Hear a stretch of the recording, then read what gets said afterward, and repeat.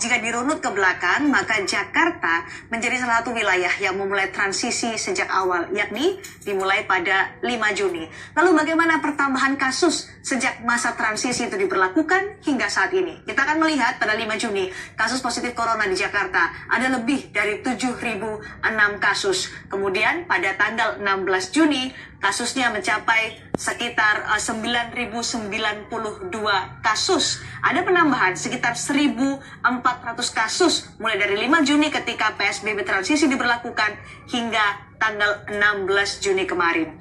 Dan kalau kita melihat ada penambahan juga 10.000 kasus secara nasional ketika pada tanggal 5 Juni kemarin 29.521 kasus, tapi tanggal 16 Juni ada 40.400 kasus secara nasional di Indonesia.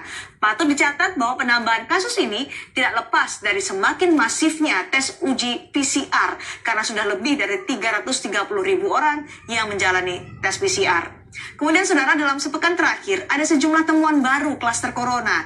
Di Sumatera Utara misalnya, ada temuan 17 orang positif corona di desa Tanjung Hataran di Simalungun. Dan 200 orang warga di desa Tanjung Hataran ini langsung menjalani rapid test untuk tindakan lebih lanjut dan juga men-tracing apakah penyebaran virus corona di desa Tanjung Hataran ini semakin meluas. Kemudian di Jawa Timur, ada di Kota Malang, ada 10 klaster keluarga yang dicatat oleh tim Satgas COVID-19 yang masuk dalam klaster penyebaran corona.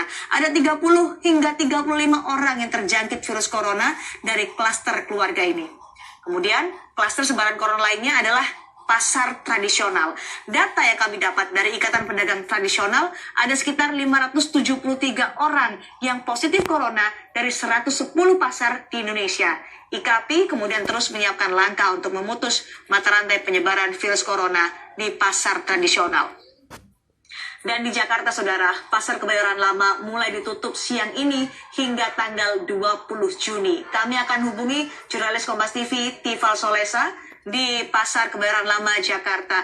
Tifal, ditutup hingga 3 hari ke depan.